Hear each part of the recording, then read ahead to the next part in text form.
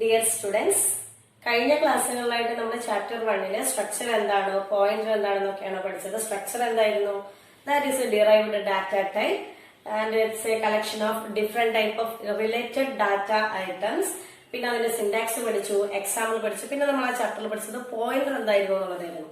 Pointer എന്തായിരുന്നു? Pointer is A variable that hold the address of the memory location. പിന്നെ new operator, delete operator, അതിനെ കുറിച്ചൊക്കെ പഠിച്ചു കഴിഞ്ഞു. അതെല്ലാവർക്കും മനസ്സിലായി കാണുമെന്ന് വിചാരിക്കണം. നമ്മൾ ഇന്ന് നെക്സ്റ്റ് ചാപ്റ്റർ ഇവിടെ തുടങ്ങുകയാണ്. അവർ next chapter is concepts of object oriented programming. അതിന് നമ്മൾ ആദ്യം പഠിക്കുന്നതാണ് programming paradigm. Programming paradigm means അതായത് പ്രോഗ്രാം ക്രിയേറ്റ് ചെയ്യുന്ന way, the way in which a program is organized. അത് നമുക്ക് രണ്ട് ടൈപ്പിലാണുള്ളത്. പ്രൊസീജിയറൽ പ്രോഗ്രാമിംഗ് ഉണ്ട്, ഒബ്ജക്ട് ഓറിയന്റഡ് പ്രോഗ്രാമിംഗ് ഉണ്ട്. അപ്പൊ പ്രോഗ്രാമിംഗ് പരാഡികം എന്നുള്ളത് പ്രോഗ്രാം ക്രിയേറ്റ് ചെയ്യുന്ന രീതിയാണ് പ്രോഗ്രാമിംഗ് പരാഡികം. അത് നമുക്ക് രണ്ട് ടൈപ്പിലാണുള്ളത്. പ്രൊസീജിയറൽ പ്രോഗ്രാമിംഗ് ഉണ്ട്, ഒബ്ജക്ട് ഓറിയന്റഡ് പ്രോഗ്രാമിംഗ് ഉണ്ട്. ഇനി നമുക്ക് പ്രൊസീജിയറൽ പ്രോഗ്രാമിംഗ് എന്താണെന്ന് നോക്കാം. പ്രൊസീജിയറൽ പ്രോഗ്രാമിംഗില് ഡാറ്റയേക്കാൾ കൂടുതൽ ഇമ്പോർട്ടൻസ് കൊടുക്കുന്നത് അതിന്റെ ഫംഗ്ഷൻ ആണ്. ഡാറ്റ എന്താണെന്ന് എല്ലാവർക്കും അറിയാം. റോ ഫാക്ട്സിനെയാണ് നമ്മൾ ഡാറ്റ പറയുന്നത്. ആ ഡാറ്റയേക്കാളും ഇമ്പോർട്ടൻസ് കൊടുക്കുന്നത് ഫംഗ്ഷൻ ആണ്. അതിനുള്ള എക്സാമ്പിൾ ആയിട്ടുള്ള ലാംഗ്വേജസ് ആണ് സി, കൊബാൾ, ഫോർട്രാൻ. ഇതൊക്കെയാണ് പ്രൊസീജിയർ പ്രോഗ്രാമിന് എക്സാമ്പിൾ. ഇനി നമ്മൾ പഠിക്കുന്നത് ഏതാ? C++ ലാംഗ്വേജ് ആണ്. C++ ലാംഗ്വേജ് എന്നുള്ളത് ഒരു ഒബ്ജക്ട് ഓറിയന്റഡ് പ്രോഗ്രാമിംഗ് ലാംഗ്വേജ് ആണ്. അത് ഫംഗ്ഷനേക്കാൾ ഇമ്പോർട്ടൻസ് കൊടുക്കുന്നത് ഡാറ്റയ്ക്കാണ്. അതിനകത്ത് നമ്മൾ എൻ്റർ ചെയ്യുന്ന ഓരോ ഡാറ്റയ്ക്കുമാണ് C++ല് ഇമ്പോർട്ടൻസ് കൊടുക്കുന്നത്. അതുപോലെ C++ പോലെ വേറെ ഒബ്ജക്ട് ഓറിയന്റഡ് പ്രോഗ്രാമിംഗ് ലാംഗ്വേജസ് ആണ് C#, ജാവ. ഇതെല്ലാം ഒബ്ജക്ട് ഓറിയന്റഡ് പ്രോഗ്രാമിംഗ് ലാംഗ്വേജിന് എക്സാമ്പിൾസ് ആണ്. അപ്പോൾ നമുക്ക് രണ്ട് ടൈപ്പിലാണ് പ്രോഗ്രാംസ് എഴുതാനായിട്ട് പറ്റുക, procedure oriented and object oriented. Object oriented നമ്മൾ ഓൾറെഡി വേറൊരു പേരോടെ പറയുന്നതാണ്. അതിന്റെ ഷോർട്ട് ഫോം ആണ് object oriented programming structure, that is known as OOPS. Procedure oriented programming എന്താണെന്ന് കുറച്ച് ഡീറ്റെയിൽ ആയിട്ട് പഠിക്കാം. പ്രൊസീജിയർ ഓറിയന്റഡ് പ്രോഗ്രാമിലെ കുറച്ച് വെൽ സ്ട്രക്ചേർഡ് ആയിട്ടുള്ള കുറച്ച് സ്റ്റെപ്പുകളും അതിനോടൊപ്പം തന്നെ ചില പ്രൊസീജിയേഴ്സും കൂടെ കമ്പോസ് ചെയ്തിട്ടാണ് വരിക. അതുപോലെ ഈ പ്രൊസീജിയർ ഓറിയന്റഡ് പ്രോഗ്രാമിംഗിൽ നമുക്ക് ചില ഫങ്ഷൻസ് ഉണ്ടാവും, സ്റ്റേറ്റ്മെന്റ്സ് ഉണ്ടാവും, കമാൻഡ്സ് ഒക്കെ ഉണ്ടാവും. അതൊരു പ്രോഗ്രാം ചെയ്യാൻ വേണ്ടിയിട്ടുള്ള കമാൻഡ്സ് ഒക്കെ ആയിരിക്കും. അതേപോലെ നമുക്ക് പ്രൊസീജിയർ ഓറിയന്റഡ് പ്രോഗ്രാമിൽ പിന്നെ ഇൻപുട്ട് ചെയ്യാനായിട്ട് പറ്റും. ഇൻപുട്ട് സ്റ്റേറ്റ്മെന്റ്സ് നമ്മൾ കൊടുക്കും. പിന്നെ നമ്മൾ കൊടുക്കുന്നത് പ്രോസസ്സ് ചെയ്യാനുള്ളത്. ആ പ്രോസസ്സ് ചിലപ്പോൾ അരിതമെറ്റിക് ആൻഡ് ലോജിക്കൽ ഓപ്പറേഷൻസ് ആവാം. പിന്നെ ഡിസ്പ്ലേ, നമ്മുടെ റിസൾട്ട് ഡിസ്പ്ലേ ചെയ്യാനുള്ള സ്റ്റേറ്റ്മെന്റ്സ് ഒക്കെ ആവാം. ഇനി പ്രൊസീജിയർ ഓറിയന്റഡ് പ്രോഗ്രാമിംഗിൽ ഉള്ളത് എന്താണെന്ന് വെച്ച് കഴിഞ്ഞാൽ, പ്രോഗ്രാം വലുതാണെങ്കിൽ നമുക്ക് ആ പ്രോഗ്രാമിനെ ഇൻഡിവിജ്വൽ പാർട്ടായിട്ട് നമുക്ക് അത് സെപ്പറേറ്റ് ചെയ്യാനായിട്ട് പറ്റും. ആ സെപ്പറേറ്റ് ചെയ്യുന്ന പോർഷൻസിനെയാണ് നമ്മൾ ഫങ്ഷൻസ് എന്ന് പറയാം. അതായത് ഒരു പ്രോഗ്രാം വലുതാണെങ്കിൽ മാത്രം നമ്മളൊരു അതിനെ പാർട്ടീഷൻ ചെയ്ത് കുറെ ഫങ്ഷൻസ് ആക്കിയിട്ട് ആ ഓരോ പാർട്ടിനും നമ്മൾ ഫങ്ഷൻസ് ആക്കിയിട്ട് ചെയ്യും. ഇനി ആ ഫങ്ഷൻസിന് ചിലപ്പോൾ ഒരു പ്രോഗ്രാം നമ്മൾ 5 പാർട്ടായിട്ട് ചെയ്യുകയാണെങ്കിൽ 5 പാർട്ടിൽ 2 നമ്മൾ ചില സിമിലാരിറ്റീസ് ഉണ്ട്. അപ്പൊ നമ്മളതൊരു വേറെ ഒരു പോർഷൻ ആക്കിയിട്ട് മാറ്റും. അപ്പൊ അത് ടോട്ടൽ നമ്മൾ 5 പോർഷൻ ആക്കിയിട്ട് മാറ്റിയിട്ട് അതിൽ 2 സിമിലാരിറ്റി ഉണ്ടെങ്കിൽ അത് വേറെ സെപ്പറേറ്റ് ഒന്നാക്കി മാറ്റും. ആ 2 സിമിലാരിറ്റി ഉള്ളതിനൊക്കെ നമ്മൾ സെപ്പറേറ്റ് ചെയ്യുന്നതിനാണ് നമ്മൾ മൊഡ്യൂൾസ് എന്ന് പറയാം. അതായത് നമ്മൾ ഒരു വലിയ പ്രോഗ്രാമിനെ സെപ്പറേറ്റ് മൊഡ്യൂൾസ് ആയിട്ട് സെപ്പറേറ്റ് പോർഷൻസ് ആയിട്ട് നമ്മൾ മാറ്റുമ്പോൾ അതിനെ നമ്മൾ ഫങ്ഷൻസ് എന്ന് പറയും. ആ ഫങ്ഷൻസിന് സിമിലാരിറ്റി ഉള്ളത് മാത്രം നമ്മൾ വേറൊരു പോർഷനാക്കി എടുക്കുകയാണെങ്കിൽ അതിനെയാണ് നമ്മൾ മൊഡ്യൂൾസ് എന്ന് പറയാം. ഇനി പ്രോഗ്രാമിന്റെ നമ്മൾ ചെറിയ ഒരു അധികം വലിയ പ്രോഗ്രാം ആണെങ്കിൽ പ്രൊസീജിയർ ഓറിയന്റഡ് പ്രോഗ്രാമിംഗ്സ് യൂസ് ചെയ്യുമ്പോൾ അതിന്റെ കോംപ്ലക്സിറ്റി കൂടും. ആ കോംപ്ലക്സിറ്റി കൂടാനുള്ള മെയിൻ കാര്യങ്ങളാണ് ഇവിടെ നമ്മൾ ബോർഡിൽ എഴുതിയിട്ടുള്ളത്. ഫസ്റ്റ് കോംപ്ലക്സിറ്റി എന്താ വെച്ചാൽ ഡാറ്റ ഈസ് അണ്ടർ വാല്യൂഡ്. അതായത് നമ്മൾ ആദ്യമേ ഒരു പ്രൊസീജിയർ ഓറിയന്റഡ് പഠിച്ചപ്പോൾ ഫസ്റ്റ് ഇതായിരുന്നു the importance goes to function more than the data. ഡാറ്റയ്ക്ക് അവിടെ വാല്യൂ കുറവാണ്. അതായത് നമ്മളിപ്പോ എന്തെങ്കിലും നമ്മളിപ്പോ സ്കൂളിന്റെ കാര്യങ്ങൾ തന്നെ ഡീറ്റെയിൽസ് ഒക്കെ എൻ്റർ ചെയ്യുമ്പോൾ അതിൽ നമുക്ക് ഡാറ്റയ്ക്ക് കുറച്ചും കൂടി ഇമ്പോർട്ടൻസ് കൊടുക്കണം. ആ ഡാറ്റയ്ക്ക് അല്ലാതെ അവിടെ ഫംഗ്ഷൻസിനാണ് ഇമ്പോർട്ടൻസ് കൊടുക്കുന്നത്. ഇനി next question, adding new element may require modifications to all or many functions. നമ്മൾ ആദ്യം ഒരു ക്രിയേറ്റ് ചെയ്ത് കഴിഞ്ഞിട്ട് അതിനകത്ത് നമുക്ക് കുറച്ചും കൂടെ എലമെന്റ്സ് ആഡ് ചെയ്യണമെങ്കിൽ ആഡ് ചെയ്യണമെങ്കിൽ നമ്മളിപ്പോ നമ്മൾ കഴിഞ്ഞ വർഷമൊക്കെ ഗ്ലോബൽ എലമെന്റ്സിനെയും ലോക്കൽ എലമെന്റ്സിനെയും കുറിച്ച് പഠിച്ചിട്ടുണ്ട്. അപ്പൊ നമ്മൾ ഗ്ലോബൽ വേരിയബിൾസ് ആയിട്ടാണ് ഡിക്ലെയർ ചെയ്യുന്നതെങ്കിൽ അതിലെ എല്ലാ ഫംഗ്ഷൻസിനും നമുക്ക് ആക്സസ് ചെയ്യാനായിട്ട് പറ്റും. അപ്പൊ നമ്മൾ ഇവിടെ കൊടുത്തിട്ടുള്ള പ്രകാരം എല്ലാ ഫംഗ്ഷൻസിനും ആക്സസ് ചെയ്യാൻ പറ്റുമെങ്കിലും ഇതില് എനിക്ക് ചില എലമെന്റ്സ് പുതിയതായിട്ട് ആഡ് ചെയ്യുമ്പോൾ എല്ലാത്തിലേക്കും അത് വേണമെന്നില്ല, ചിലതിന് വേണ്ടി മാത്രമേ നമ്മൾ ആഡ് ചെയ്യുന്നുള്ളൂ. അപ്പൊ അങ്ങനെയുള്ള കാര്യങ്ങൾ കൊടുക്കുമ്പോൾ എൻറ്റയർ പ്രോഗ്രാമിനെ തന്നെ നമുക്ക് എന്ത് ചെയ്യേണ്ടി വരും? മോഡിഫിക്കേഷൻസ് വരുത്തേണ്ടി വരും. ചിലപ്പോൾ ചിലതിനായിരിക്കാം, അല്ലെങ്കിൽ എല്ലാ എലമെന്റ്സിനും നമുക്ക് മോഡിഫിക്കേഷൻസ് ചെയ്യേണ്ടി വരും.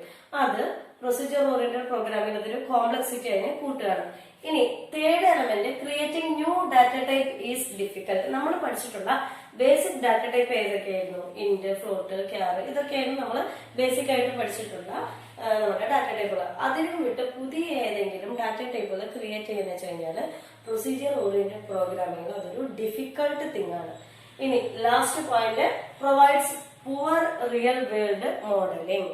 അതായത് നമ്മളിപ്പോ നമ്മുടെ എന്തെങ്കിലും പുതിയതായിട്ടുള്ള റിയൽ വേൾഡ്, അതായത് നമ്മുടെ റിയൽ ലൈഫായിട്ടുള്ള റിലേറ്റ് ചെയ്തിട്ടുള്ള എന്തെങ്കിലും ഒരു മോഡൽ ക്രിയേറ്റ് ചെയ്യാന്ന് വെച്ച് കഴിഞ്ഞാൽ പ്രൊസീജിയർ ഓറിയന്റഡ് പ്രോഗ്രാമിൽ അത് ഡിഫിക്കൽട്ടാണ്. ഈ 4 കാര്യങ്ങളാണ് പ്രൊസീജിയർ ഓറിയന്റഡ് പ്രോഗ്രാമിന്റെ കോംപ്ലക്സിറ്റി കൂട്ടുന്നത്. ഒന്നുകൂടെ പറയാം. First one is data is undervalued and second point is adding new element may require modifications to all or many functions.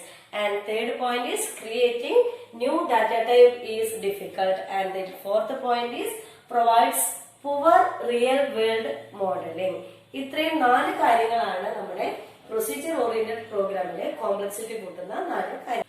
ഇപ്പൊ നമ്മൾ പ്രൊസീജിയർ ഓറിയന്റഡ് പ്രോഗ്രാമിനെ കുറിച്ച് പഠിച്ചു കഴിഞ്ഞെങ്കിൽ നമുക്ക് ഒബ്ജക്റ്റ് ഓറിയന്റഡ് പ്രോഗ്രാമിനെ കുറിച്ച് പഠിക്കാം. ഒബ്ജക്റ്റ് ഓറിയന്റഡ് പ്രോഗ്രാമിംഗ് എങ്ങനെയാന്ന് വെച്ച് കഴിഞ്ഞാല് ഫംഗ്ഷൻസിനെയും അതിന്റെ ഡാറ്റയെയും കമ്പയർ ചെയ്തിട്ട് ഒരൊറ്റ സിംഗിൾ യൂണിറ്റ് ആയിട്ട് മാറ്റും. Clubbing data and functions together into a single unit. ആ സിംഗിൾ യൂണിറ്റിനെയാണ് നമ്മൾ ഒബ്ജക്റ്റ് എന്ന് പറയാം. ഫോർ എക്സാമ്പിൾ ഇപ്പൊ നമ്മുടെ സ്കൂളിന്റെ സോഫ്റ്റ്വെയർ എടുക്കുകയാണെങ്കിൽ ആദ്യം സ്റ്റുഡന്റ് എന്നുള്ളൊരു ഒബ്ജക്റ്റ് ക്രിയേറ്റ് ചെയ്യുക. സ്റ്റുഡന്റ് ഒബ്ജക്റ്റിൽ ഇപ്പൊ എന്തൊക്കെ വേണ്ടി വരും? Register number, mark, admission number, ഇങ്ങനെയുള്ള കാര്യങ്ങളൊക്കെ ആയിരിക്കും സ്റ്റുഡന്റ് എന്നുള്ള ഒരു ഒബ്ജക്റ്റിന് വേണ്ടി വരാം. അതേപോലെ തന്നെ ഞാൻ വേറൊരു ഒബ്ജക്റ്റ് ക്രിയേറ്റ് ചെയ്യാണ്, ടീച്ചർ എന്നുള്ളൊരു ഒബ്ജക്റ്റ് ക്രിയേറ്റ് ചെയ്യാണ്. ടീച്ചർ ഒബ്ജക്റ്റിൽ ഇപ്പൊ വേണ്ടി വരും എന്താണ്? സബ്ജക്ട്. ടീച്ചറുടെ സബ്ജക്ട് ഏതാ? അത് ടീച്ചേഴ്സ് ID, ഇങ്ങനെയുള്ള കാര്യങ്ങളൊക്കെയാണ് ഒരു ടീച്ചർ ഒബ്ജക്റ്റിന് വേണ്ടി വരിക. അപ്പൊ ഇത് രണ്ടും സെപ്പറേറ്റ് യൂണിറ്റ് ആയിട്ട് തന്നെയായിരിക്കും നമുക്ക് കിട്ടുക. സ്റ്റുഡന്റ് എന്നുള്ളൊരു ഒബ്ജക്റ്റും ടീച്ചർ എന്നുള്ള വേറൊരു ഒബ്ജക്റ്റും, ഇത് രണ്ടും സെപ്പറേറ്റ് ആയിട്ട് അങ്ങോട്ടും ഇങ്ങോട്ടും ആക്സസ് ചെയ്യാൻ പറ്റാത്ത രീതിയിലാക്കാം. ഓൺലി പെർമിഷൻ ഉണ്ടെങ്കിൽ മാത്രം ആക്സസ് ചെയ്യാവുന്ന രീതിയിലാക്കാം. ഇതൊക്കെയാണ് ഒബ്ജക്റ്റ് ഓറിയന്റഡ് പ്രോഗ്രാമിൽ നമുക്ക് അഡ്വാൻറ്റേജ് ആയിട്ട് പറയാനുള്ളത്. അതുപോലെ ഇതേ കേസിൽ നമുക്ക് ഗ്ലോബലി ആക്സസ് ചെയ്യുന്ന കാരണം കൊണ്ട് പ്രൊസീജിയർ ഓറിയന്റഡ് പ്രോഗ്രാമിൽ നമ്മുടെ അവിടെ ഡാറ്റ അത്ര നമുക്ക് എന്തായാലും അണ്ടർ വാല്യൂഡ് ആയിരുന്നു പറഞ്ഞിരുന്നു. അപ്പം ബെറ്റർ ഏത് തന്നെയായിരുന്നു? ഒബ്ജക്റ്റ് ഓറിയന്റഡ് പ്രോഗ്രാമാണ്. നമുക്ക് കുറച്ചും കൂടെ അഡ്വാൻറ്റേജസ് ഇനി പഠിക്കാം. അപ്പോൾ ഒബ്ജക്റ്റ് ഓറിയന്റഡ് പ്രോഗ്രാമിംഗിന്റെ ഇനിയുള്ള അഡ്വാൻറ്റേജസ് എന്താണെന്ന് നമുക്ക് നോക്കാം. അതിൽ ആദ്യത്തെ പോയിന്റ് ഇതാണ്, it provides clear modular structure for programs. നമ്മൾ നേരത്തെ പറഞ്ഞിരുന്നു ഡാറ്റയും ഫംഗ്ഷനും കൂടെ കമ്പൈൻ ചെയ്ത് ഓരോ സിംഗിൾ യൂണിറ്റ്സ് ആക്കണം. അപ്പൊ ഒരു ഒബ്ജക്റ്റിന് ഒരു സിംഗിൾ യൂണിറ്റ്, വേറൊരു ഒബ്ജക്റ്റിന് വേറെ സിംഗിൾ യൂണിറ്റ്, അങ്ങനെ ഓരോ മൊഡ്യൂൾസ് ആയിട്ട് ഡിവൈഡ് ചെയ്യുമ്പോൾ അതൊരു ക്ലിയർ മോഡുലാർ സ്ട്രക്ചർ ആയിരിക്കും. ഇനി സെക്കൻഡ് പോയിന്റ്, നമുക്ക് അബ്സ്ട്രാക്ട് ഡാറ്റ ടൈപ്സ് ഡിഫൈൻ ചെയ്യാനായിട്ട് ഈസിയാണ്, അല്ലെങ്കിൽ നല്ലതാണത്. ഇനി third point, implementation details R hidden from other modules and have A clearly defined interface. That is നമ്മൾ നേരത്തെ പറഞ്ഞില്ലേ, ഇപ്പൊ എ എന്നുള്ളൊരു ഒബ്ജക്ട് അതിന്റെ ഫംഗ്ഷനും ഡാറ്റയും സെറ്റ് ചെയ്തു, ബി എന്നുള്ളൊരു ഒബ്ജക്ട് അതിന്റെ ഡാറ്റയും ഫംഗ്ഷനും, നമുക്ക് അത് തമ്മിൽ എന്തെങ്കിലും ഡീറ്റെയിൽസ് പെർമിഷൻ ഇല്ലാതെ നമുക്ക് അതിൽ നിന്ന് ആക്സസ് ചെയ്യാനായിട്ട് പറ്റില്ല. അതിന് എന്തെങ്കിലും ഒരു ഇന്റർഫേസ് വേണം. അപ്പൊ നമ്മൾ അതാണ് പറഞ്ഞത്, ഡാറ്റാസ് ആർ ഹിഡൻ. അതായത് നമുക്ക് ഹിഡൻ ചെയ്യും. എയുടെ ഒബ്ജക്ട് അത് ഹിഡൻ ചെയ്ത് വെക്കും, ബിയുടെ ഒബ്ജക്ട് ഹിഡൻ ചെയ്ത് വെക്കും. എന്തെങ്കിലും പെർമിഷൻ ഇല്ലാതെ പരസ്പരം നമുക്ക് ആക്സസ് ചെയ്യാനായിട്ട് പറ്റില്ല. And fourth point is, it is easy to maintain and modify the existing code as new objects can be created without disturbing the existing one. Already ഉള്ള ഒരു ഒബ്ജക്റ്റിനെ ഡിസ്റ്റർബ് ചെയ്യാതെ തന്നെ നമുക്ക് പുതിയ ഒബ്ജക്ട്സ് നമുക്ക് മോഡിഫൈ ചെയ്യാനും അതേപോലെ മെയിൻറ്റെയിൻ ചെയ്യാനും ക്രിയേറ്റ് ചെയ്യാനും ഒക്കെ പറ്റും. ഇനി fifth point, implement real world model. നമ്മൾ പ്രൊസീജിയർ ഓറിയന്റഡ് പ്രോഗ്രാമിംഗിൽ ഒരു ലിമിറ്റേഷൻ ആയിട്ട് പഠിച്ചതായിരുന്നു പുവർ റിയൽ വേൾഡ് മോഡലിംഗ്. പക്ഷേ ഒബ്ജക്റ്റ് ഓറിയന്റഡ് പ്രോഗ്രാമിംഗിൽ നമുക്ക് റിയൽ വേൾഡ് മോഡലിംഗിന് അത് ഈസി ആയിട്ട് നമുക്ക് ചെയ്യാനായിട്ട് പറ്റും. And last point is define new data type as well as new operations for operators. നമുക്ക് പുതിയ ഡാറ്റ ടൈപ്പുകളും ഏതെങ്കിലും ഓപ്പറേറ്റേഴ്സിന് വേണ്ടിയിട്ട് ഓപ്പറേഷൻസും പെർഫോം ചെയ്യാനായിട്ട് അല്ലെങ്കിൽ ഡിഫൈൻ ചെയ്യാനായിട്ട് പറ്റും. അപ്പൊ ഇത്രയുമാണ് 6 അഡ്വാൻറ്റേജസ് ആണ് നമുക്ക് ഒബ്ജക്ട് ഓറിയന്റഡ്. ആദ്യത്തെ നമ്മൾ പഠിച്ചത് it provides A clear modular structure four programming, good for defining abstract data types and implementation details R hidden from other modules. And fourth point is it is easy to maintain, modify and create new objects without disturbing the existing ones. And fifth point is implement real world modeling. And the last point is define new data types and the new operations for the operators. ഇനി നമുക്ക് procedure oriented പ്രോഗ്രാമിംഗും object oriented പ്രോഗ്രാമിംഗും തമ്മിലൊരു comparison നടത്തി നോക്കാം. ആദ്യം തന്നെ നമ്മൾ procedure oriented പഠിച്ച ആദ്യത്തെ ഒരു ലിമിറ്റേഷൻ ആയിരുന്നു data is undervalued. That is procedure oriented പ്രോഗ്രാമിംഗിൽ ഡാറ്റയേക്കാൾ ഇമ്പോർട്ടൻസ് ഫംഗ്ഷനാണ്. But in the case of OOP ഡാറ്റയ്ക്കാണ് അവിടെ കൂടുതൽ ഇമ്പോർട്ടൻസ് ഉള്ളത്, ഫംഗ്ഷനേക്കാളും ഇമ്പോർട്ടൻസ് അവിടെ ഡാറ്റയ്ക്കാണ്. ഇനി സെക്കൻഡ് പോയിന്റ്, നമ്മൾ പ്രൊസീജിയർ ഓറിയന്റഡ് ഒരു വെൽ സ്ട്രക്ചേർഡ് സ്റ്റെപ്പുകളുടെ ഒരു കമ്പോസിഷൻ ആയിരുന്നു പ്രോഗ്രാം.